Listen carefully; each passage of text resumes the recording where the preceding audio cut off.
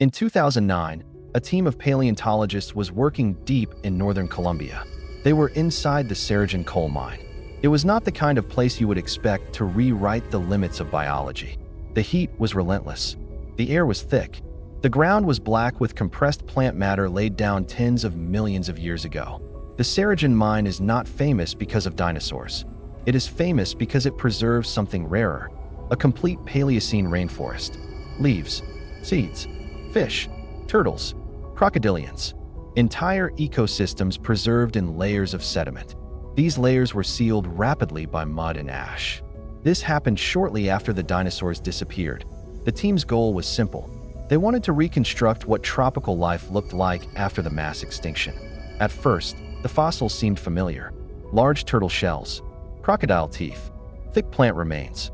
Everything pointed to a hot, wet, swampy world rebuilding itself.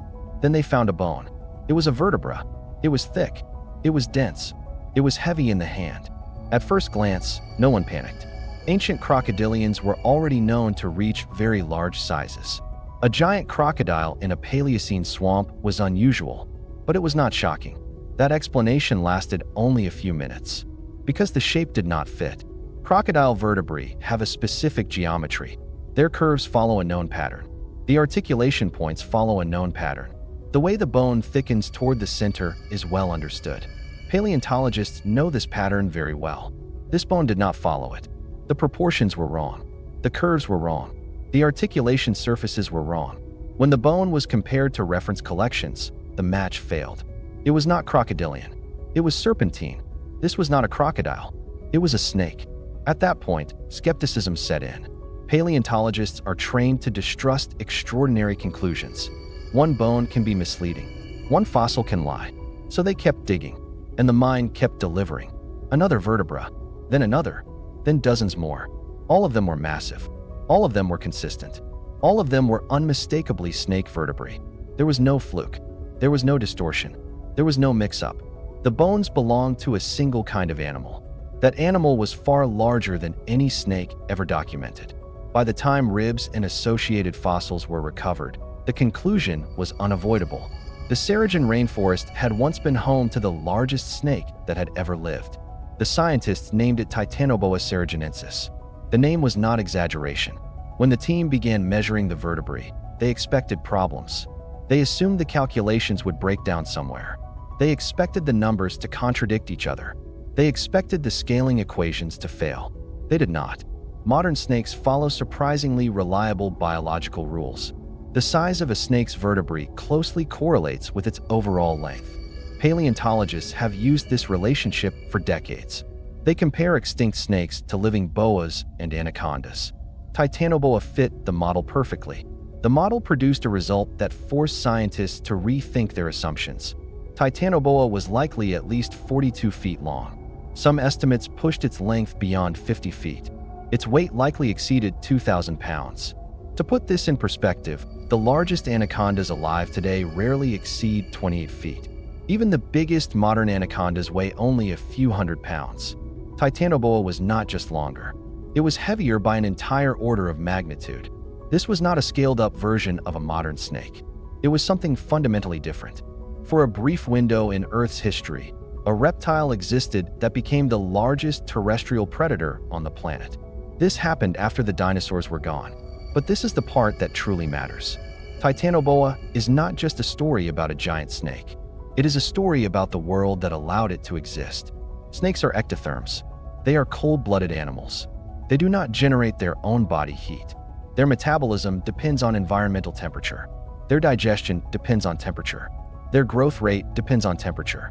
This creates a hard ceiling on how large a snake can grow. That ceiling is set by climate.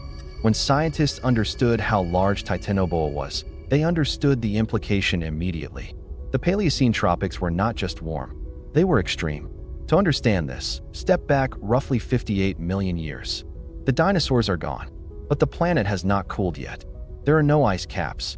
There are no polar winters. There is no seasonal relief. Global temperatures are several degrees higher than today. In the tropics, the heat is constant and relentless. In what is now northern Colombia, average yearly temperatures may have exceeded 32 degrees Celsius. There was little to no variation throughout the year. Imagine a rainforest that never cools. Not at night, not during storms, not ever. The air remains heavy. The water stays warm. The ground never fully dries.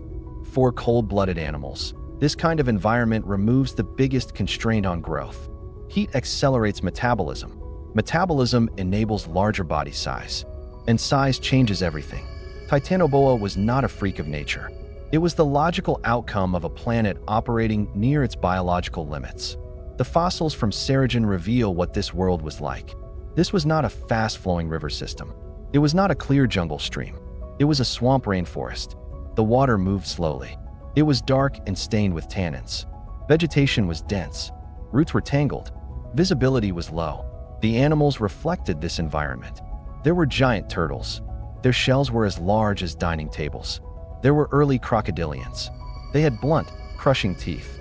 They were built for ambush, not speed. There were fish adapted to warm water. The water was low in oxygen. This ecosystem did not reward speed. It rewarded patience. Nothing embodied patience more than Titanoboa. Titanoboa did not move through this world like a movie monster. It did not chase prey across forest floors. It did not rear up and strike dramatically in open air. At more than 40 feet long, land was a liability. Gravity worked against its body. Movement on land was costly, but water changed everything. In water, Titanoboa's massive body was supported. Its movement became quiet. It became efficient. It became almost effortless. Titanoboa likely behaved less like a modern snake and more like a crocodile. It stayed half-submerged. It remained nearly motionless. Its body disappeared into dark water. Only its eyes and a small part of its head needed to break the surface. It could wait for hours. It could wait for days. When something came close enough, it struck. To understand Titanoboa, you must let go of modern ideas about snake behavior. Modern snakes shape our imagination. We picture them coiled in trees, sliding across forest floors, striking quickly and retreating just as fast. That image collapses when a snake reaches 40 or 50 feet in length. At that size, speed is no longer an advantage. Gravity becomes the enemy. Every movement on land costs energy. Every coil presses internal organs against each other. A body built to constrict now has to support its own mass. Titanoboa was not built for land. It was built for water. The Paleocene swamps of Saragen were ideal for this kind of predator. The water was shallow but widespread. It moved slowly. It was murky. Plant debris filled the channels. Root systems tangled beneath the surface. Visibility was poor. Sound was dampened by constant humidity and thick vegetation. In this environment, a massive snake did not need to hide completely. It only needed to be indistinct. Titanoboa could rest with most of its body submerged. The water supported its weight. Its muscles stayed warm and ready. Only its eyes and a small portion of its head needed to remain above the surface. The rest of its body vanished into darkness. In water, its enormous size became an advantage, not a burden. Titanoboa did not hunt through pursuit. It hunted through inevitability. Modern boas and pythons already rely on ambush. Titanoboa pushed this strategy to the extreme. Moving a body of that scale quickly would have been inefficient. It would have been unnecessary. Instead, Titanoboa waited and waited. Prey came to the water's edge because everything had to. The Paleocene rainforest was hot. It was oppressive. It was constantly humid. Animals needed water. Giant turtles basked along the banks. Crocodilians moved through narrow channels. Fish crowded confined waterways. Anything that lingered too close made a mistake. When Titanoboa struck, the violence was brief, and it was decisive. Biomechanical models suggest Titanoboa could exert more than 400 pounds of pressure per square inch. That level of force could crush bone. It could collapse lungs. It could stop circulation almost instantly. Modern constrictors kill mainly by cutting off blood flow to the brain. At Titanoboa's scale, that distinction no longer mattered. Whether by suffocation or circulatory collapse, the outcome was the same. Nothing escaped once it was wrapped. Titanoboa's diet reflected the ecosystem around it.